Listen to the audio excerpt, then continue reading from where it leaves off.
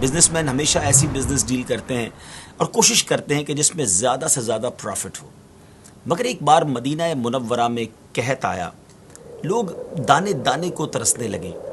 حضرت ابوبکر صدیق رضی اللہ تعالی عنہ کا وہ دور تھا۔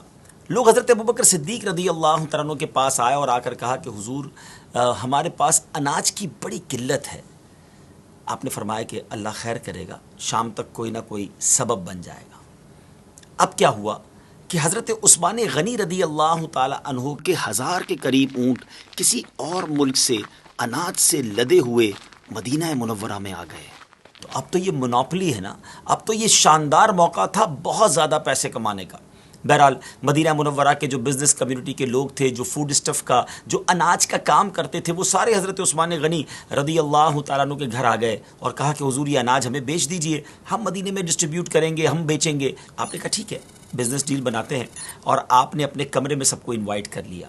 گھر میں سب لوگ بیٹھ گئے۔ حضرت عثمان غنی رضی اللہ تعالیٰ عنہ نے فرمایا بتاؤ مجھے کیا ریٹ دو گے؟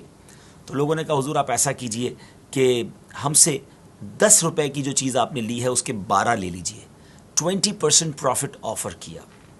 آپ نے کہا نہیں مجھے اس سے زیادہ مل رہا ہے۔ لوگوں نے کہا حضور پھر آپ ایسا کیجئے کہ 10 کے 13 لے لیجئے، 30% پروفٹ لے لیجئے۔ آپ نے کہا مجھے اس سے زیادہ مل رہا ہے۔ انہوں نے 14 کا آفر کیا اور آخر میں 10 کا 15 آفر کیا، 50% پروفٹ آپ کو آفر کیا گیا۔ آپ نے فرمایا نہیں مجھے اس سے زیادہ مل رہا ہے۔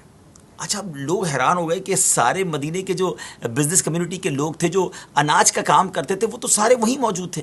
کہا حضور ہم سارے تو آپ کے روم میں ہیں، ہم سے زیادہ کون دے رہا ہے آپ کو؟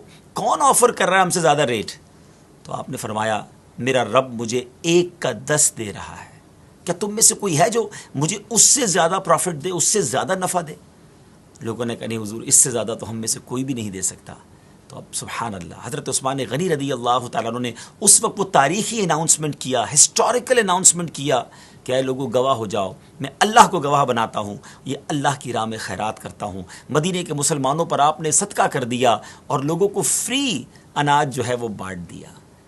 عقل تو یہ کہتی ہے کہ یہ تو موقع تھا پیسے کمانے کا، یہ تو موقع تھا خوب مال بنانے کا، مگر انہوں نے اللہ سے کاروبار کیا اور اللہ کے وعدوں پر ایسا سچا انہیں یقین تھا۔ ناظرین اتنا صدقہ و خیرات کرنے کے بعد بھی کبھی ہم نے یہ نہیں سنا کہ سیدنا عثمان غنی رضی اللہ تعالیٰ عنہ کا ڈاؤن فال آ گیا ہو، وہ غریب ہو گئے ہوں۔ اللہ نے ان کو عروجی عطا فرمایا، ان کے مال میں برکتی عطا فرمائی۔ اور سبحان اللہ آپ وہ عظیم شخصیت ہیں کہ جنہوں نے نبی پاک علیہ الصلوۃ والسلام سے 2 بار گویا جنت خریدی۔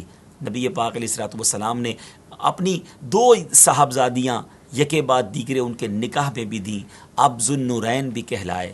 اللہ کریم تربت سیدنا عثمان غنی رضی اللہ تعالیٰ عنہ پر اپنی رحمتوں کا نزول فرمائے اور ہمیں ان کے صدقے سخاوت نصیب فرمائے۔